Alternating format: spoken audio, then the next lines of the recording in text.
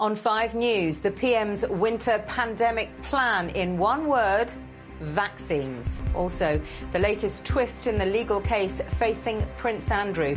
He's hired a big... Hello and welcome to 5 News. I'm Sian Williams. Booster jabs for the over 50s and more detail on vaccinating children. The Prime Minister set out his COVID winter plan for England this afternoon as his Health Secretary warned that mandatory face masks and working from home could be back on the cards if the NHS is overwhelmed. When it comes to children between 12 and 15, they'll be offered one jab from next week, with parents asked to consent. And around 30 million people, including the over 50s, those with health conditions and frontline health and social care workers, will soon be offered a third dose. It's a lot to take in. So let's hear first from our political editor, Andy Bell.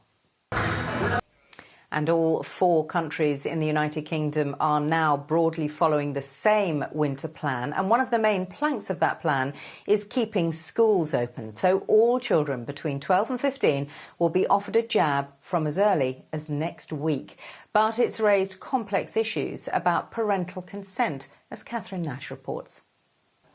Again from Andy Bell, who joins us from Westminster. Andy, now we've heard talk of Plan B, which could see things like vaccine passports back on the table. How likely is that? Well, the number of job vacancies in the UK has reached more than 1 million for the first time since records began. It's because of major shortages in industries like hospitality. Layla Hayes is in the studio now to explain more. Layla. Well, a legal action against Prince Andrew has been labelled baseless and potentially unlawful by his lawyer. Virginia Joffrey has brought a civil claim against the Queen's son, accusing him of sexual assault after allegedly being trafficked by his former friend Jeffrey Epstein. But the Duke's legal team says he should be released of any and all liability. Simon Vigar reports. Coming up on 5 News, glam is back with bells on. How New York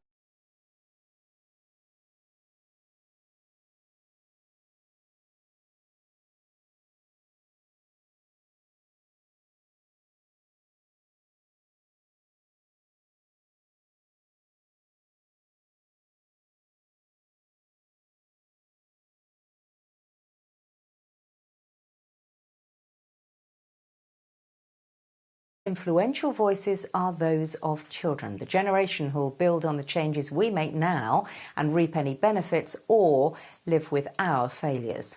As part of... Wise, aren't they? Finally now, to the Met Gala in New York. Now, you may not have heard of the annual fundraising event, but the outfits are guaranteed to raise eyebrows and a smile. It's a chance for celebrities to really show off. So, who had the most outlandish, eye-catching costumes? Peter Lane was watching the year's most outrageous fashion show. I'm going with the quilt, I think, definitely. Claire Nazir has the weather for you next. Tessa Chapman will be here for 5 News tonight at 6:30, and I'll see you again soon. Bye-bye.